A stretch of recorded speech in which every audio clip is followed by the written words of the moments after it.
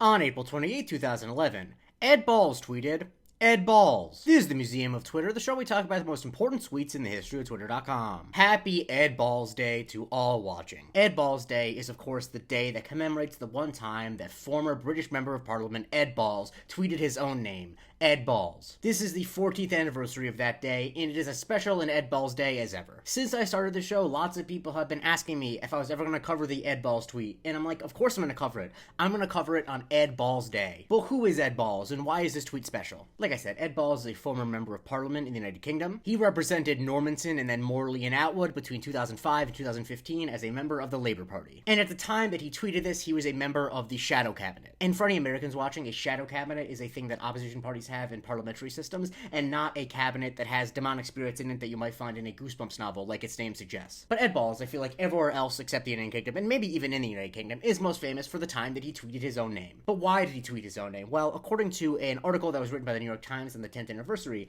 Ed Balls was trying to look up his own name to see what people were saying about him, because an aide suggested that he engage with what people are saying about him on Twitter. But he didn't use the search bar, he instead tweeted it. And on the 6th Ed Balls Day, Yvette Cooper, his wife, posted a photo of Asda, the supermarket that he originally tweeted it in. So yes, this supermarket you're looking at now is where Ed Balls Day was born. He wasn't putting any thought into it. He just wanted to look up what people were saying about him, and he ended up tweeting something that would define a lot of his life going forward. Because the thing I have to respect about Ed Balls is, he is really into the idea of Ed Balls Day. At least he laughs along with it a lot. Like on the 5th anniversary of Ed Balls Day, him and his wife made a cake with the Ed Balls tweet on it. He has signed copies of the Ed Balls tweet for charity. And when he joined Blue Sky late last year, what was his first post on Blue Sky? It was just Ed Balls. I think that Ed Balls Day and the Ed Balls tweet is one of the few things that is an unironic joy to anyone who's ever been on Twitter. Like, maybe Ed Balls has said some stupid things in the British press. I don't really care. I feel like just the idea of celebrating a day where Ed Balls tweeted Ed Balls is great. Because it is funny that a politician just tweeted his own name, obviously. But the reason why Ed Balls Day is significant, let's all be honest, is because his name is Ed Balls. Like, Ed Balls does not sound like a real person's name. Like, Balls is already a funny last name on its own. Let's not act pretentious. But I feel like Ed, a monosyllabic name,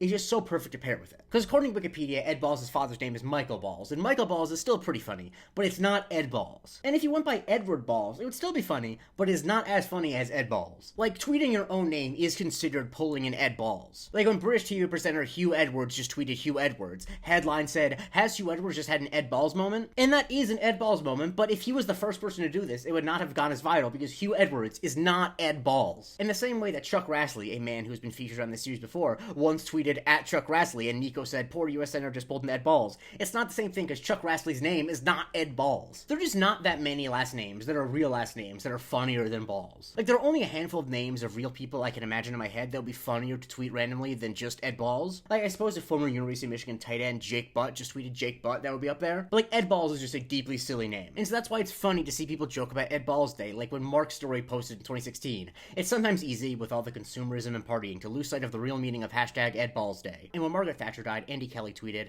"Ed Balls steps up to the podium at Thatcher's funeral, unfolds a piece of paper and clears his throat."